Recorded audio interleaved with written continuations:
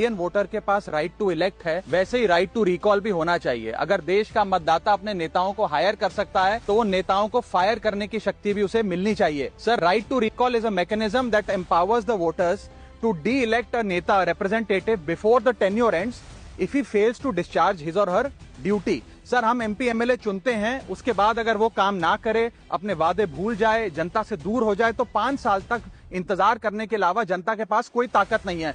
कोई interim provision नहीं, कोई अकाउंटेबिलिटी नहीं, कोई परफॉर्मेंस रिव्यू नहीं, कोई करेक्टिव ऑप्शन नहीं। चुनाव से पहले नेता जनता के पीछे और चुनाव के बाद जनता नेता के पीछे। 5 साल is too long a period in this day and age. अगर एक गलत फैसला गलत नेता को चुनने का लिया तो लाखों लोगों का भविष्य अंधकार में जाता है और पूरा क्षेत्र पीछे जाता है। Sir, we can trust our voters to elect. हमें अपने मतदाता पे विश्वास करना चाहिए कि वो अपनी गलती बदल भी सके राइट टू रिकॉल की ताकत से।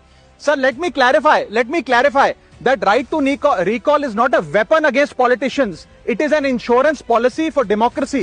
और भारत के संविधान में जब आप राष्ट्रपति को इम्पीच कर सकते हैं टेन्योर के दौरान, उपराष्ट्रपति को हटाने का प्रावधान है, जजों को इम्पीच करने के लिए प्रोसेस लेट डाउन है, यहां तक कि रूलिंग गवर्नमेंट के खिलाफ नो कॉन्फिडेंस मोशन लाकर आप सरकार बर्खास्त कर सकते हैं। तो एमपी एमएलए अगर आपका नॉन परफॉर्मिंग है तो उसको हटाने के लिए क्यों नहीं राइट टू रिकॉल मतदाता को देना चाहिए। दुनिया की 24 से ज्यादा डेमोक्रेसीज में राइट टू रिकॉल का मैकेनिज्म लागू है, जिसमें यूएस, कनाडा, स्विट्जरलैंड जैसे देश है। मैं आपको उदाहरण देता हूं सर, कैलिफोर्निया में एक गवर्नर क्रिस डेविस नाम के नेता 2002 में चुने गए।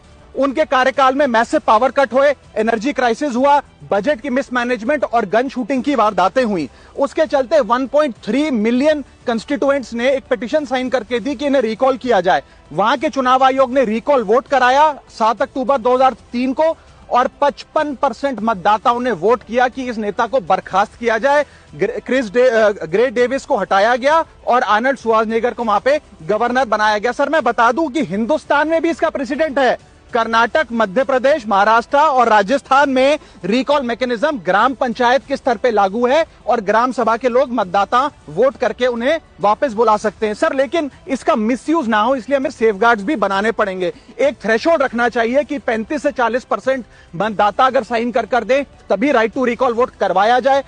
नेता को 18 महीने के लिए परफॉर्मेंस पीरियड देना चाहिए, कूलिंग ऑफ पीरियड, जिसमें उसे ना हटाया जाए। स्पेसिफिक ग्राउंड्स फॉर रिमूवल होने चाहिए ताकि फ्रिवलेस ग्राउंड्स ना हो और रिकॉल कम से कम 50% वोटों के बाद हो। ऐसा होगा तो पार्टियां भी ऐसे लोगों को टिकटें देंगी जो परफॉर्मर्स हो, ना कि नॉन परफॉर्मिंग एसेट, और भारत की डेमोक्रेसी मैच्योर होगी, सिटीजन एम्पावरमेंट बढ़ेगा and recall will give the voter the power to fix that right now. Sir,